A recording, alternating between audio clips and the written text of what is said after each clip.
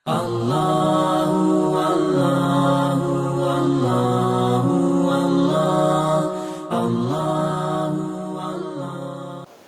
terima kasih.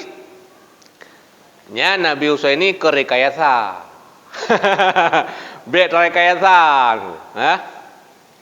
Ya, itu yang Musa tak labi-labi. Tak labi-labi ke jamun. Labi-labi. Na urinang dia tu mena orat. Talonton ni oratnya.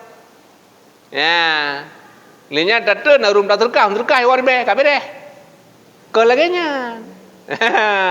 Jadi ken nyan gurur mupengat rokroyan.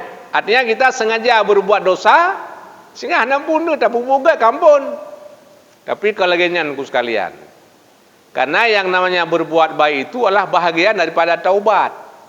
Ya. Ditanya oleh kiban menobat tak labi-labi umpama kada teut urinang katakanlah.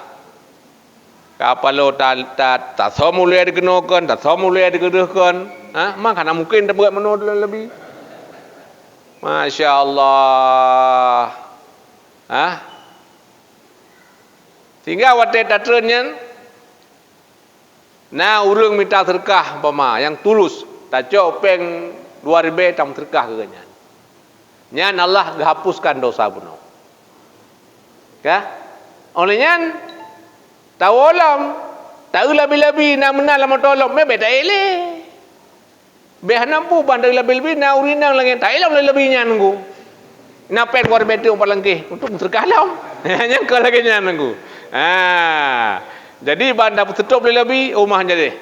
Jadi silakan lah jadi itu.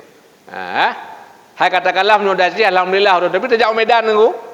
Tajak medan tak labi-labi sedaku kan. Tak yang kok nangkot ke lagi lama tau durung ururin mata adumian. Ya kan?